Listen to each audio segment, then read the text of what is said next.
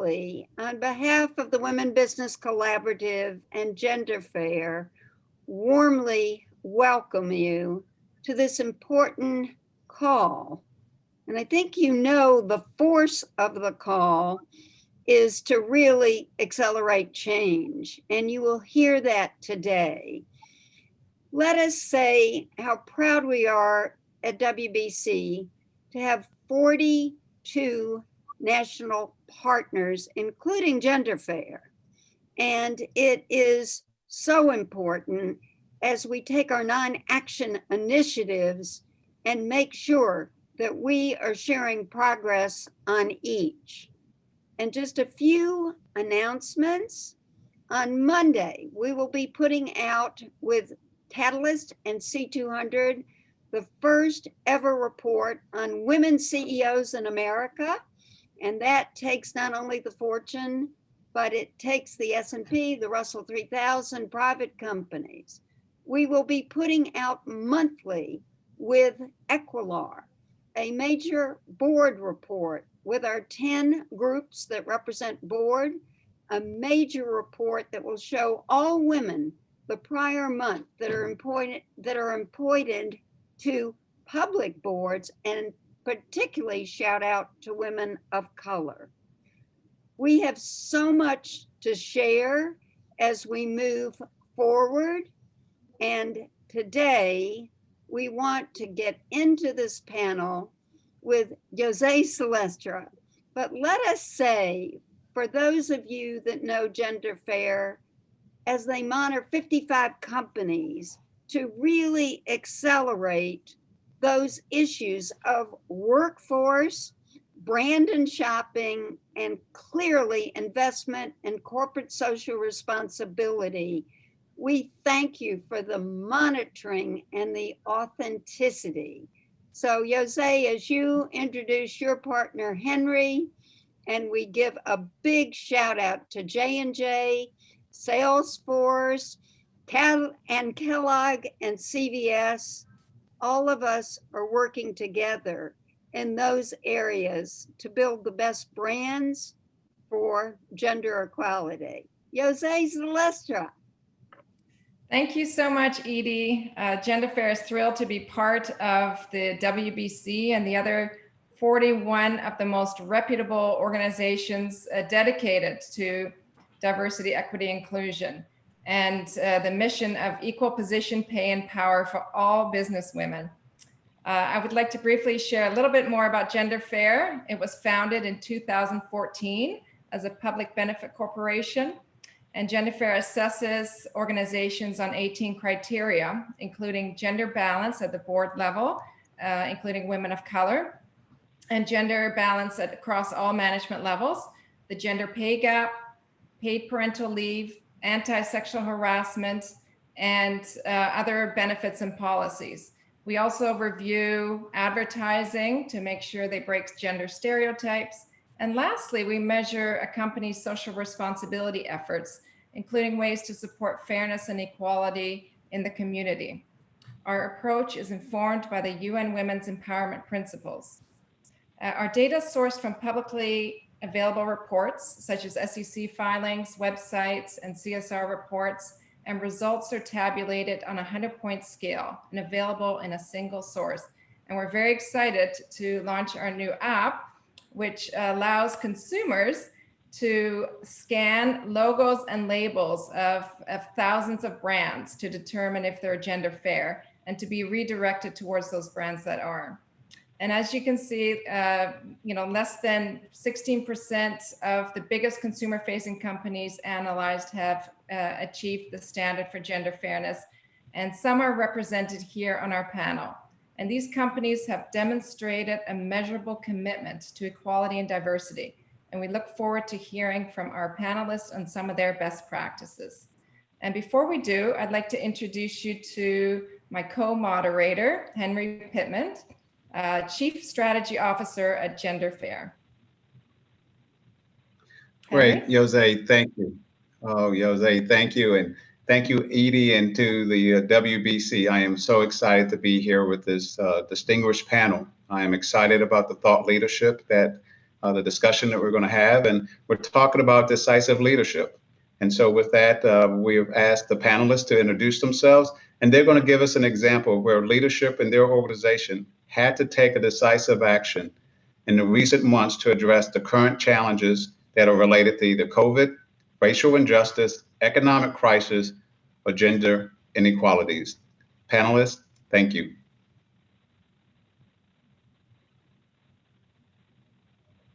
And we'll start out with Wendy Davidson. Could you introduce yourself, please? Yeah, thank you, Henry. Wendy Davidson, I'm president of the Away From Home business for the Kellogg company. And I have been with Kellogg's for 7 years. I will tell you, I am really proud of the work that the company does. And it's actually one of the things that attracted me to Kellogg's, because the company puts equal weight on what we would call our what as well as our how. The what obviously are the financial metrics or your business driving metrics, but the how plays equal importance in what we do, both how we drive the business as leaders, but also how the business drives. You can see in our social responsibility report, there's 4 pillars in our how we call better days. Those encompass really the heart and soul of our company. Nourishing people with our foods, which drives our food beliefs and how we create great tasting food and brands. It's also how we engage in the community, how we support sustainability efforts, how we live our founders' values. In the last 6 months, with the variety of issues that have faced the business, we have definitely seen our heart and soul in action. And I think it's actually helped us to have that as an underpinning for years that allowed us to be able to take decisive action in ways that were meaningful because it was a part of what we do. First and foremost was taking care of our team, making sure that they were safe and that they were healthy. As a food business, we were an essential business, so keeping our plants up and running and keeping our people safe was critical.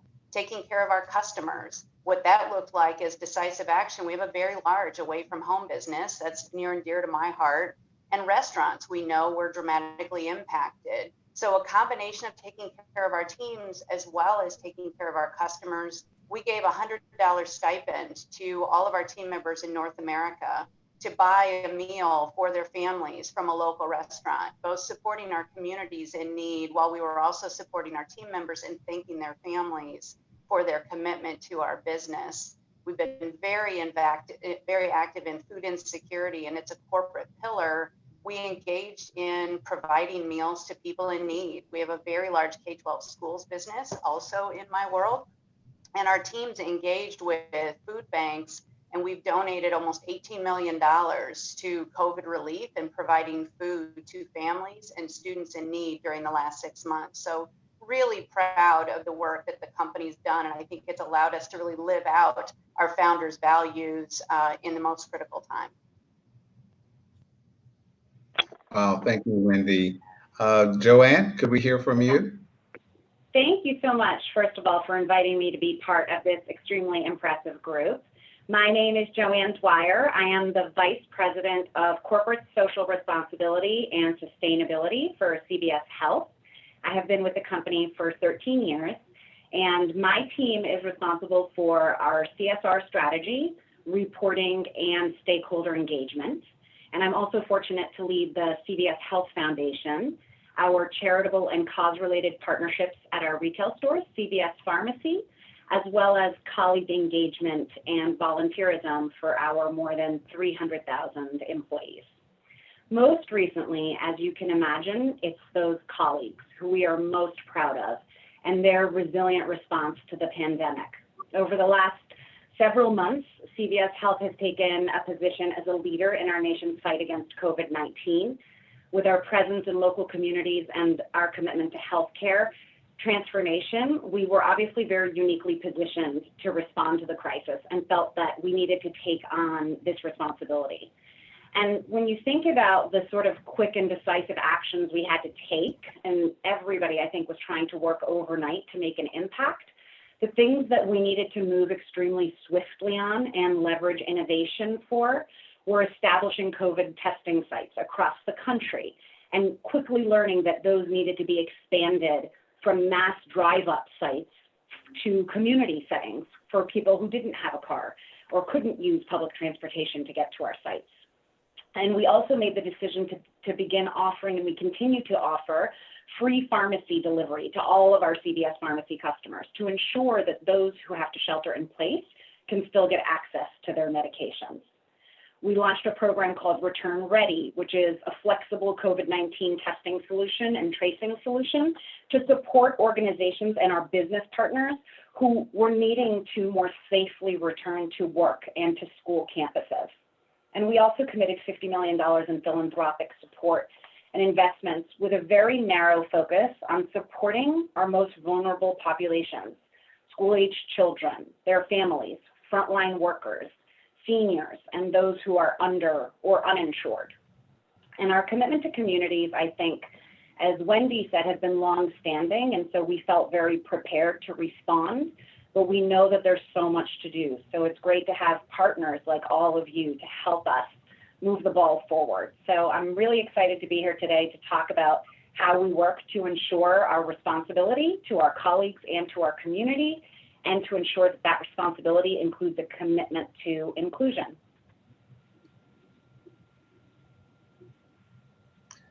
Wow, thank you, Joanne. Jill, can we hear from you and what your great things that you're doing? Yes, absolutely. Thank you, Henry, and thanks everyone for having me today. Excited for the next hour to talk with everybody and learn a little bit more. But I'm Jill Hershey. I work with Salesforce. I've been with Salesforce for about 4 years now, and I'm based in the Minneapolis area. So love working at Salesforce, but even more importantly, I'm really proud to work for Salesforce as a company. I think, really the foundation of who we are as a company comes from the top in our leadership, and really acknowledging and realizing that business is a platform for change. So we've really done that since the foundation of our company over 20 years ago, in our model of giving back, our 1-1-1 model, giving back 1% of our product, equity and time. And then also specifically during these times with COVID and what's happening in the world, the company has made a lot of changes and added on already to a very, very solid foundation for these changes. So specifically as it relates to the employees, keeping our employees safe is the #1 priority, but then also doing things like expanding the Family Leave Act that applies for all men and women within Salesforce, forming the Racial Equality and Justice Task Force that really focuses on people, philanthropy, purchasing, and then also policy. I think we'll talk a little bit more about that during the next hour as well. And then also giving back to the community. So excited to be here today and excited for the next hour ahead. Wow, thank you, Jill. Thank you. Next up will be Duda. Could we hear from you and the exciting things that are happening with you and Johnson & Johnson Consumer Health? Hi everyone. It's such an honor to be here with you and these incredible panelists. I'm Duda Kertész. I work for Johnson & Johnson for the last 23 years, so it feels like a lifetime, which it probably is. 18 out of this 23 in Brazil, where I was born, and moved to the US 4 years and some months ago. I am president of our skin health and baby business for the US, which is a part of our Johnson & Johnson consumer health business, which includes brands like Neutrogena, Aveeno, Lubriderm, Clean and Clear, just for you to know what that means exactly. And honestly, I got the honor to lead a bright, diverse talent leaders and change agents based out on LA, Los Angeles, and Skidmore, New Jersey. With relation to current events, of course, this has been an interesting year, to say the least, right? But I'm very proud to, work for Johnson & Johnson. And as the world's largest broad-based healthcare company, we do feel at Johnson & Johnson that we were built for times like this, and we can make a very meaningful impact on what's happening with all of us. So specifically in response to COVID, we are mobilizing our global reach, our deep scientific expertise, extensive partnerships to address the critical needs of families, of communities, of healthcare professionals, and our employees around the world, while working towards mitigating and ultimately ending the COVID-19 pandemic. Building on the groundbreaking science and scalable production platforms that were used both on Ebola, Zika, HIV vaccine candidates. Our teams at our partner Janssen Pharmaceutical, or my sister company, Janssen Pharmaceutical, are working tirelessly with the goal of delivering large volumes of safe and effective vaccine. But it's not only about the vaccine. I think, what J&J did right from the start was, I think, as everyone mentioned, first take care of the safety of our employees, not only the physical safety, but the mental health of our employees, which I think it's a big theme that we don't talk enough about during these days, but really, trying to be very mindful and very careful of supporting our teams on managing the new reality, the day-to-day, the schedules, the calendars, the homeschooling, the caregiving. And I think we've done, it's not perfect because I think we are all under a lot of stress and a lot of different challenges, but I think we've been doing a great job on trying to support our employees with flexible, resources as much as possible. I'm very proud to talk about everything that we are doing also in the realm of social justice, but I will stop here because I know we'll have more specific questions and we can talk about that. But really great to be here with you guys today. Thank you, Duda. Wow. I think our next question you may have answered in part, but if there was ever a time for purpose-driven leadership, it is now during these different crises that we're facing. But one common thread among those companies that seem to be weathering the storms more successfully is really that authentic and integrated commitment to a purpose larger than profitability and growth. And relying on an organization's purpose is possible only when those values are real and lived by all levels of the organization. So my question is how your leadership's commitment to this greater purpose has allowed your organization to fare better than it would otherwise. And briefly, maybe I'll start with Joanne and then Wendy. Sure. So CVS Health has always been a mission-driven organization. And years ago, I'll just tell you guys a little story. At a senior leadership meeting, we asked our top 300 leaders what our mission and what our vision were. And about 50% got it right. You asked, what's the mission? What's the vision? And at the time, what we realized was that we really needed a purpose to act as a guidepost for everything that we do across the enterprise. And CVS Health's purpose, helping people on their path to better health, it's 8 simple words that everyone in our organization can recite, regardless of their job function, level, or geography.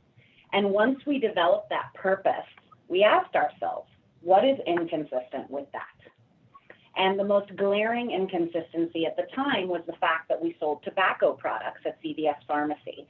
And it was clear that we couldn't advance our purpose without making the bold decision to stop the sale of tobacco.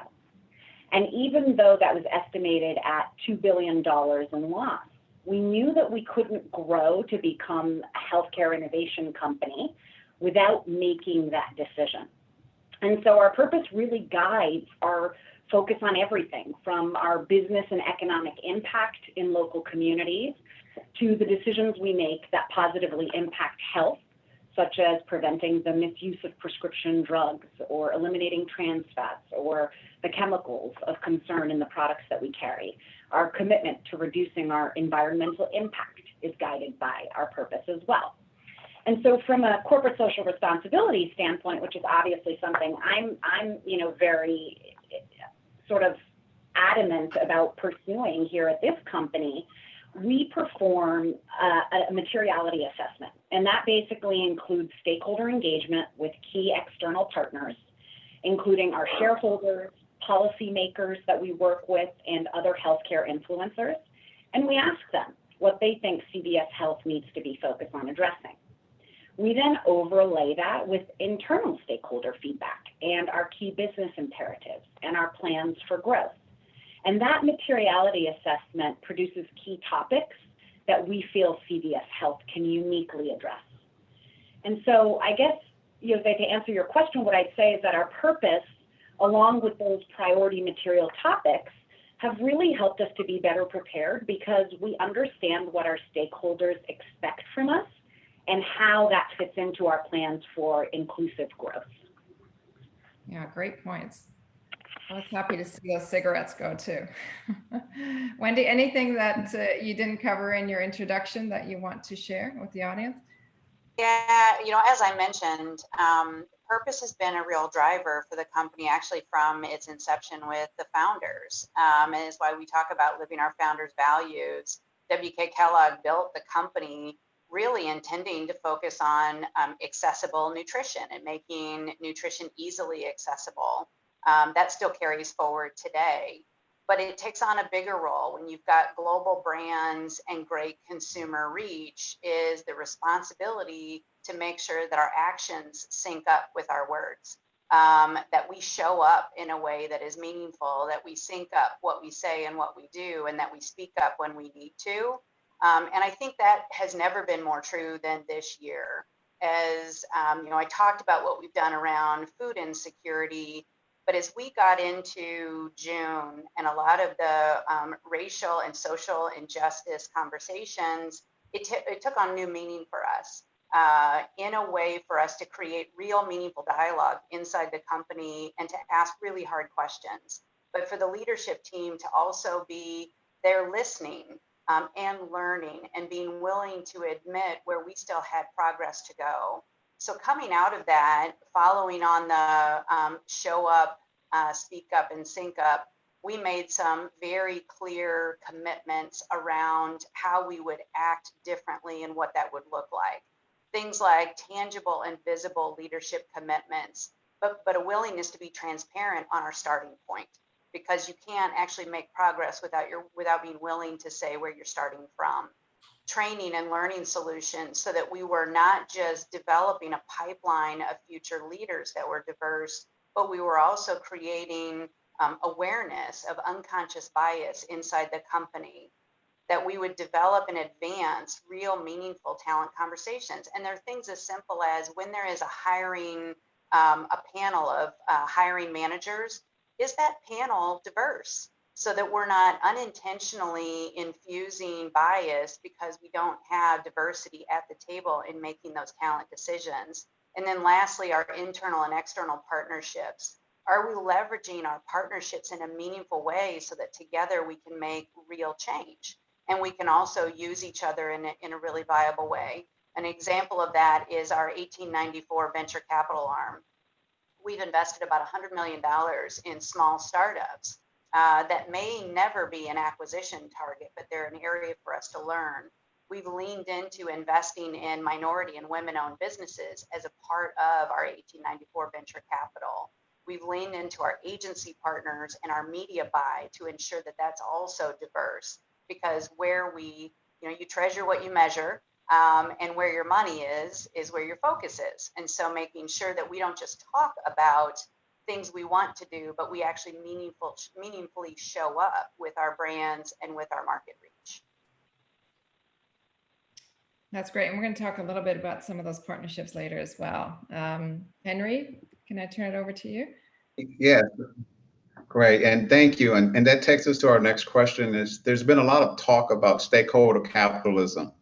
And many companies are making pledges or short-term commitments, but not always taking action and making achievement of intended results. How do we ensure that pledges are not just good for PR or optics, but rather business imperatives, and then that are sustainable over time? And then the next thought is, how do we make sure there is both transparency and accountability? We'll start with Jill.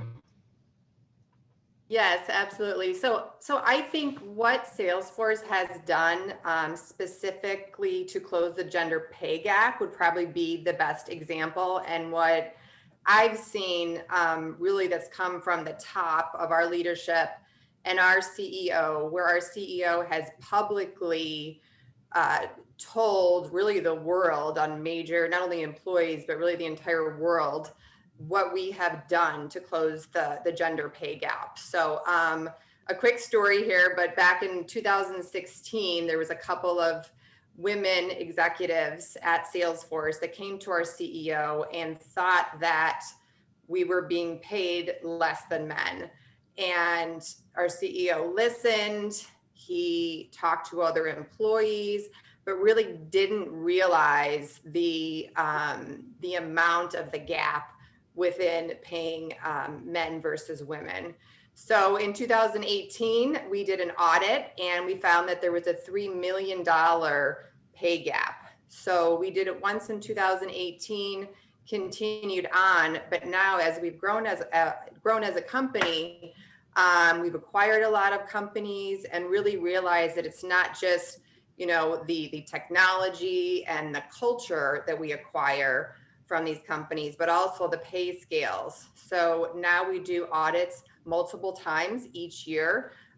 Currently, there's been $10.3 million that we have put forward to close the gender pay gap. And I think most importantly, specifically to the question about how do you take action and really how is this sustainable? And I think really publicly announcing it. And then also our CEO has called out other organizations around the world to do the same to close the gender pay gap, which I think is also really important. Great. And Duda, can you tell us what Johnson & Johnson is doing in this regards? Yeah, sure. My pleasure. Look, I think diversity, equality, and inclusion are integral to the fabric of Johnson & Johnson since the start. If I'm not mistaken with the numbers, you know, I think that from the 14 first employees at Johnson & Johnson, 7 or 8 were women. So we don't think about D&I just as a commitment. It really has to be the reality of how we live and how we work, because we believe that the best innovation and the best solutions can only come if our teams and our people reflect the world's full diversity of individuals, of opinions, of approaches. And we base this on data because the data is super clear if you think about it, right? Inclusive cultures are 8 times more likely to achieve better business outcomes, 6 times more likely to be innovative and agile, 3 times more likely to be high performing, and 2 times more likely to meet or exceed financial targets. So it has to be, you know, embedded in the business, embedded in the way we do thing and we work every day. And to the point of transparency and accountability, we really believe that tracking and measuring diverse not only makes good business sense, but also helps hold our leaders accountable. We only do and see what we measure, right? So we publish data about our workforce in the Health for Humanity report, detailing how we are delivering our commitments in four different areas: better health for all, investing in our people, responsible business practices, and safeguarding the environmental health. Not to say again that our data is perfect and that we are satisfied with where we are, but I do think that transparency and measuring and publishing is the first step. Our leaders are also provided, you know, talent development and diversity metrics on a regular cadence to ensure that we are driving this progression and long-term growth in a very consistent way.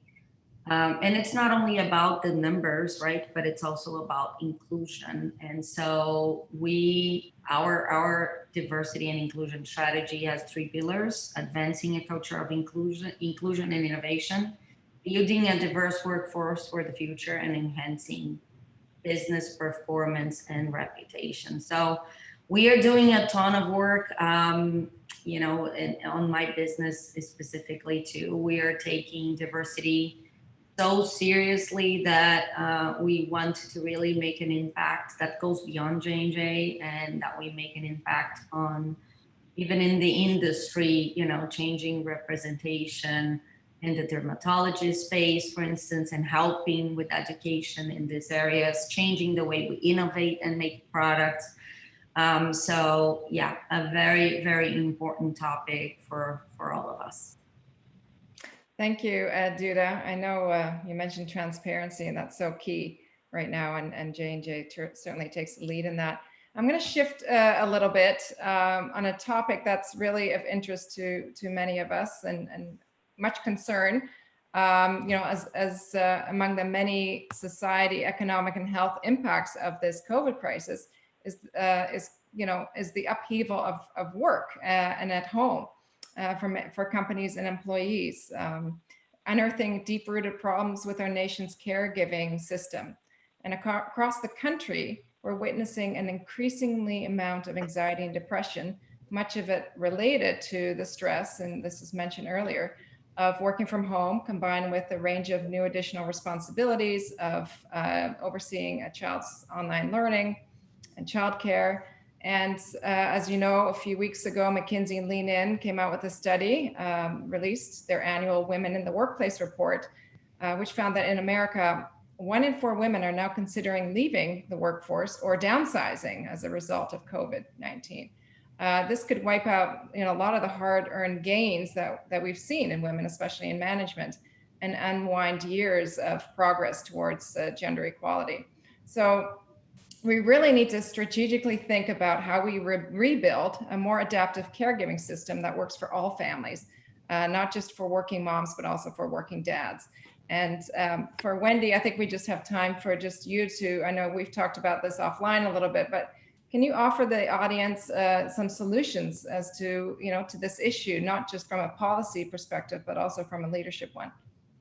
Yeah, I appreciate that. This is a huge issue, and I think is vitally important. Even prior to the pandemic, we knew that while the start of, as people enter the workforce, it was about 50-50 at lower levels, but the higher up you move in the organization or in business, there was less and less representation. So there was already an issue. And I think the McKinsey work from a couple of years ago said it would be 100 years before we would reach equity, real equity.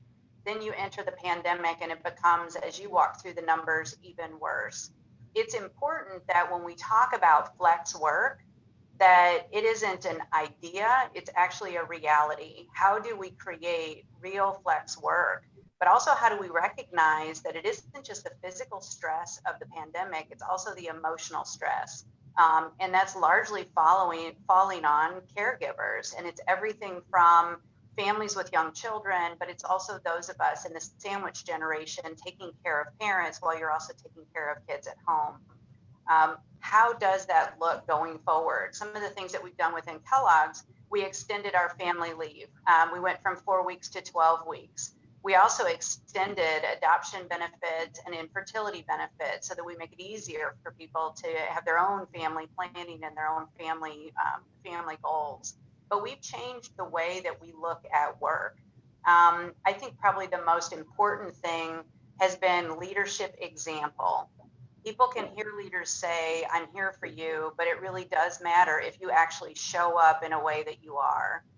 Early on in the pandemic, I was having regular weekly calls with our broader team.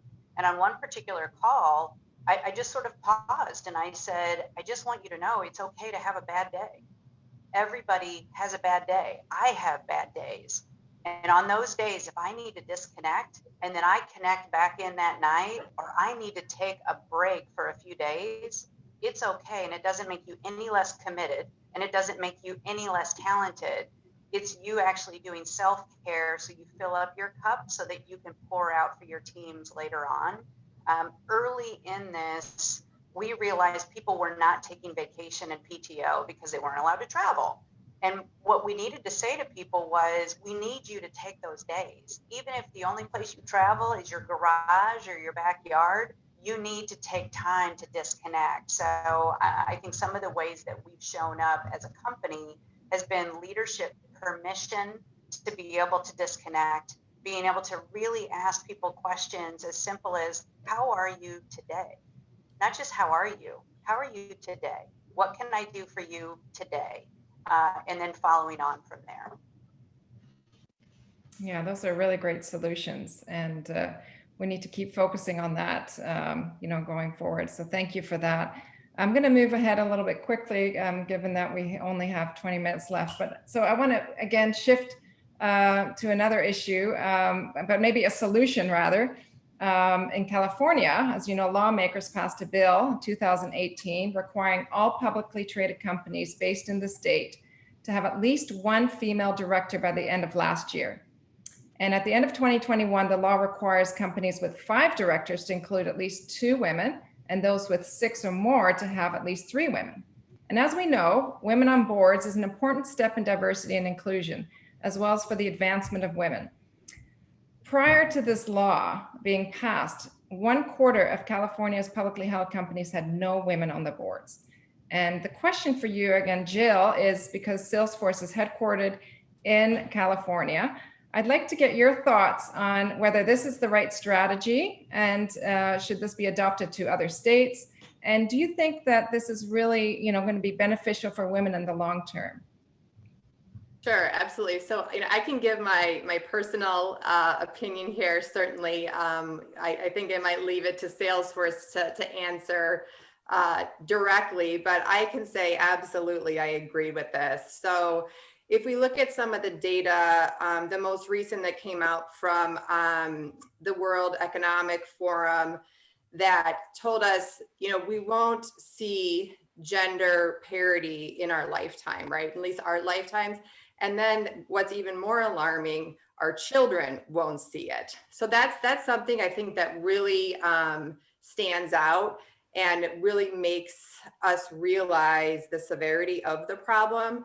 So I absolutely think it's critical. I think what California is doing is important, and I certainly agree with it.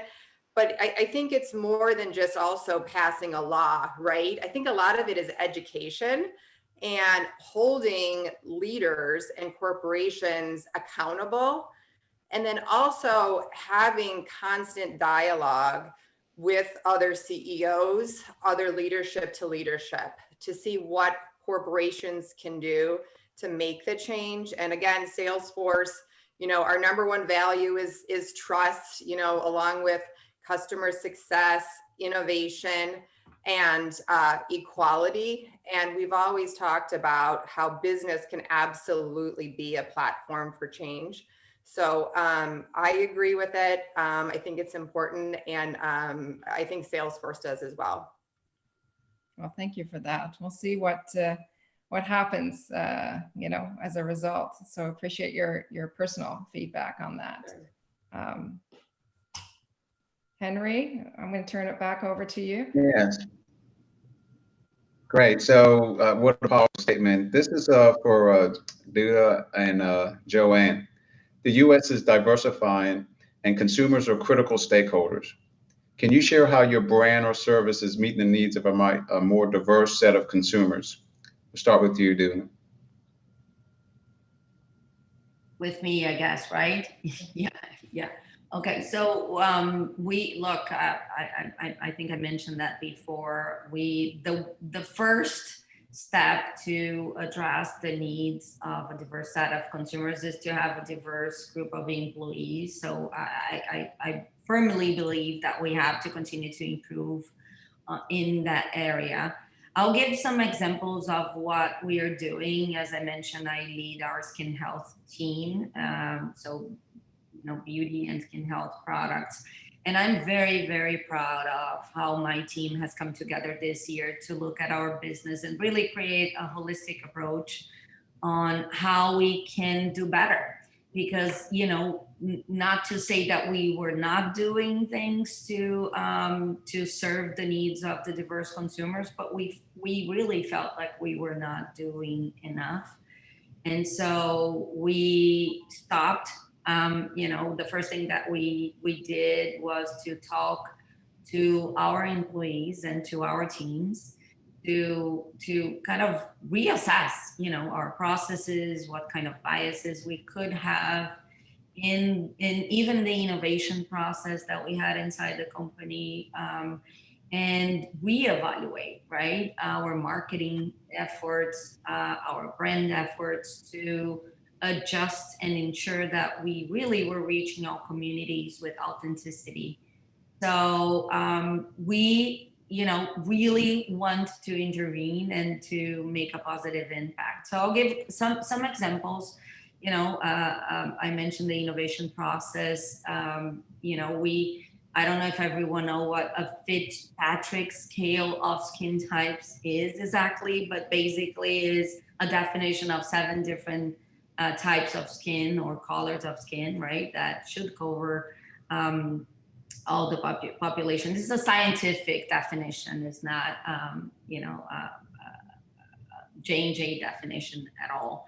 But we noticed that, you know, we could do better to really have products to address all of them. So we reassessed our process. And one great example is a sunscreen that we are just launching in the market right now that is called Invisible Defense, which is easier to spread and really does not leave whiteness in the skin, which is a huge barrier for usage, including for me, you know, and all BIPOC consumers, and can result in negative health outcomes.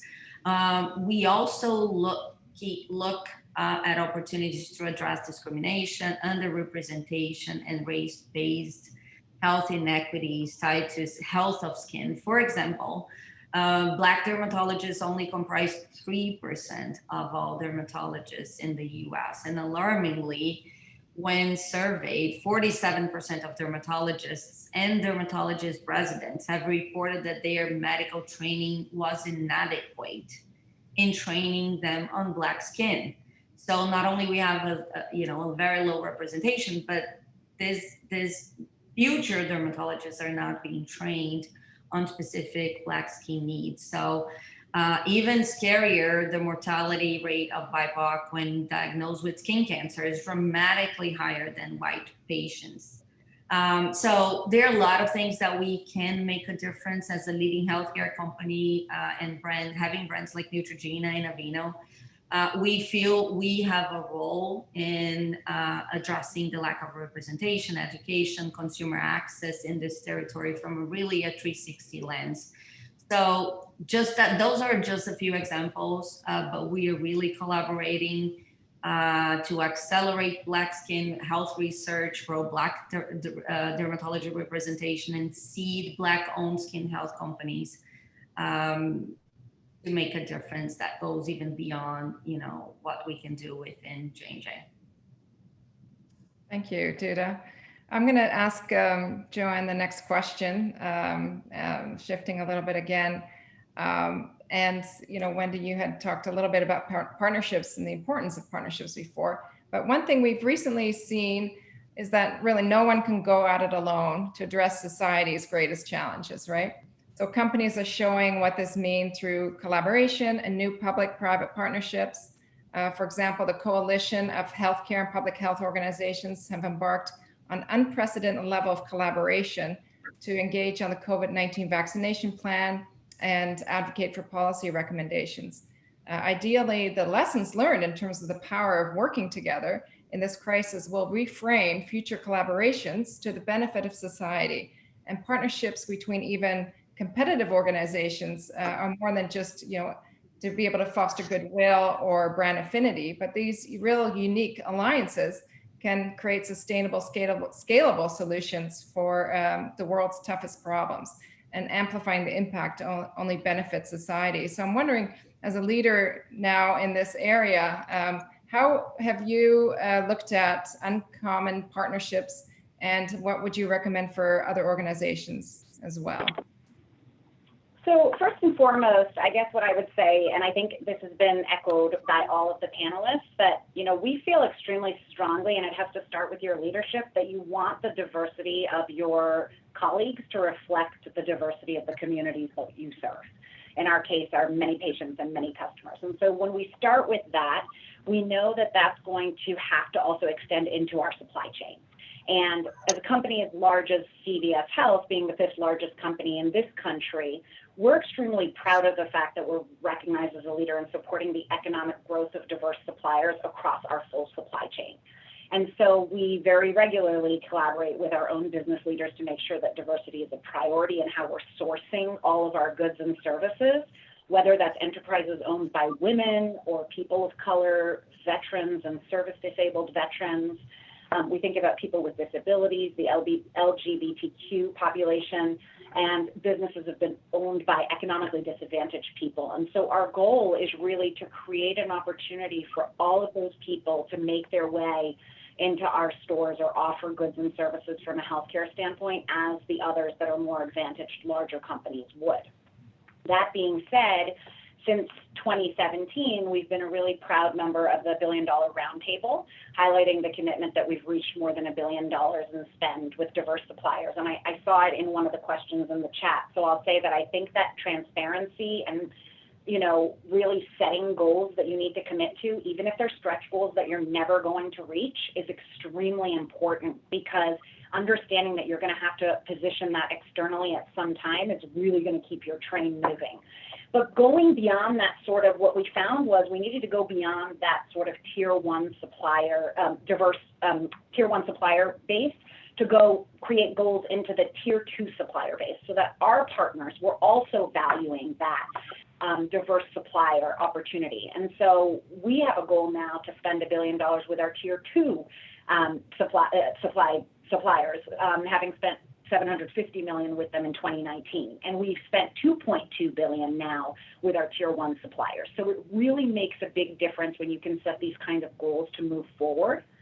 The challenge is you don't want to set anybody up for failure. And so you don't want to bring in a company that's smaller or hasn't interacted with a company as big as ours and not give them the tools and resources that they're going to have to succeed. So one of the more unique partnerships I think that CVS Health has developed, we are based in Rhode Island, and one of the schools here, Roger Williams University, has a really strong accelerator entrepreneurship program for small businesses. So CVS Health partnered with them to develop a professional development program called the CVS Health Executive Leadership Series for diverse suppliers. It's offered both online and in person. It's a flexible format for extremely busy small business owners. And it basically provides them with the practical education that they need in topics including leadership or human resources that will help them to get a foot in the door with a company like ours. And we have about a dozen new graduates from the program each year. And basically, whether they end up working with CVS Health or not, we take great pride in allowing them to gain, the expertise that they would need to be able to do so. And then we have a similar, great program, which is a merchandising accelerator program that we launched last year that allows small and diverse suppliers to pitch our business. So I think it's a strong reflection of belief that we need to use our responsibility. And I know we're running out of time, but the last thing I want to say is CVS Health partnered with our suppliers on something called the Beauty Mark. So when you think about how we're marketing to our diverse consumers, you think about how we're making everybody feel included. And we made the decision with the Beauty Mark that we would never Photoshop somebody's natural features, so that we could ensure that we were representing a diverse group of people in our photos. And that makes a big difference, we think, for young girls and for others who have, mental health issues, that we are portraying that not just in our commitments across our colleagues in our supply chain, but also to our suppliers and our customers. Yeah, especially I love the Beauty Mark, and all the folks here on the panel, their organizations as well, are very committed to breaking gender stereotypes and really looking at how women and girls are portrayed in marketing, advertising, and the media. So I commend you all for that. Henry, I know you've got a wrap-up question. I can't believe it's so close to the hour already. Oh, I tell you, Jose, this has been really great. And I just have to say the panelists are actually doing what we've asked them to do, displaying decisive leadership. And with 1 minute each, here's a question for the panelists and for 1 minute each. What is one bold and decisive thing you can do today that will take us in a direction so that we don't continue to have this same conversation in 2030? Wendy, we'll start with you. I think probably the most important thing is, we talk about diversity and inclusion, but I think we miss engagement. I think it's diversity, inclusion, and engagement. You hear it talked about as the diversity is being invited to the dance. Inclusion is being asked to dance. I would say engagement is being encouraged to dance your own way and recognized and rewarded for that style. Although anyone who's seen me dance would probably say, maybe Wendy, you should tone that down a little bit. But I think from my perspective, the big, bold move is for each one of us to ensure that we are reaching behind and pulling somebody with us and openly advocating and sponsoring for diversity at the table. When somebody is sitting there and they're not asked the question, make sure that that's the person we reach out and ask them to give their point of view. If there isn't representation at the table, ask the hard question, why not? And when you hear somebody say it's because there isn't somebody qualified, challenge that thinking, because there is a qualified, diverse candidate. We just aren't trying hard enough to ensure that we're engaging them. Good one. Great. Joanne? What I would say is that you should ask. You never are going to achieve anything unless you make the ask. And when you work for a company like ours, that ask needs to be supported by a strong business case. And I think we've all made the strong business case today that DE and I are extremely important to growth of companies, to the happiness of our colleagues, to the loyalty of the customers that are shopping our brands or leveraging our services, and to our business partners. And so there's always a business case to be made about how voting, and everybody should vote too, that's the other thing you should do, voting with your power to be able to make a difference in the company based on the seat that you sit on, supported by a business case to do that. You can never lose if you take that approach. Right. Oh, thank you. Great. Jill? Yes, I would say most importantly is to get involved. So, I am so thankful to work for Salesforce, a company that truly values the employees and is constantly changing. So not just talking about what we're going to do, but putting action behind it. I would say, for example, we formed the Racial Equality and Justice Task Force in June. And we've been taking action and have 4 pillars behind it and really encouraging employees to get involved. So I would say getting involved and constantly looking to change things. And then secondly, I think it's really important that people in leadership, specifically CEOs, publicly disclose what they are doing to close the gender pay gap. So we talk about this as a company, our CEO talks about it, but I think it's critical. If you look at the $10.3 million that we have given to close the pay gap just in the last couple of years, I think it's important. And, I have a personal interest in this as well. I have 3 daughters, one of them that's graduating from college in May and entering the workforce. So I would say those are the 2 most important things. Great. And as we close up, Duda, could you give us your comments and your observations, please? One thing, it's accountability. It's really, I think, taking it personal. Sometimes the same way we think one vote doesn't make a difference. We might think that our actions are not enough, but I think the issues and the challenges we face today are not ones that can be solved by one person, even if it is the CEO or one company. So I think we all have to take to be accountable and hold ourselves accountable as companies and as individuals to solve for the issues that we are living right now. We know that real change is going to require sustained long-term commitment, which is really hard. So I think we need each one of us to commit to do more and in this fight for equality, and we need to hold ourselves accountable. So I feel that this is a challenge, but it's also an opportunity. I also have a daughter, which is still 16, but I do hope that, you know, we can be together in 2030 and reflect on the many strides and the many advancements we made in the past decade. So it's a journey, but it is really the time for action. I feel like this is now, and it's on us to be part of the change. Thank you. Thank you to all the panelists for their thoughtful and honest and engaging dialogue. I trust there are many lessons here that you can take away to your own workplaces and communities. And as we address this moment of time, we have the opportunity to create a better world for all. And it's up to each one of us to continue to focus on diversity and inclusion and engagement. Wendy, thank you. So as well as creating more transparency and accountability, and then reward a more just society. So thank you all.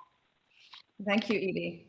Oh, José, Henry, I think we all want to say to Jill at Salesforce and Duda at J&J and Wendy at Kellogg's and Joanne at CBS, thank you for teaching so much. The chats are amazing in what they say about your authenticity, and that this is well beyond platitudes. It's all about actions and clearly your seriousness. So when Wendy, you talk about engagement and being bold, and Joanne, when you say ask, and Jill, when you say really get involved, particularly as you gave examples of racial equality and your task force, and Duda, as you really focused with us on driving extraordinary change with your global perspective, I think we all, on behalf of WBC, want to thank Gender Fair again for pushing the envelope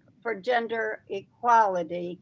And for all of us, these amazing comments coming through on the chats, everyone wanting to connect further. That's what we're all about, is the collaboration, and individually and collectively elevate and reaching back and changing the movement. Thank you, Gender Fair. Thank you for all 4 companies. Thank you. Great, thank you. Thank you.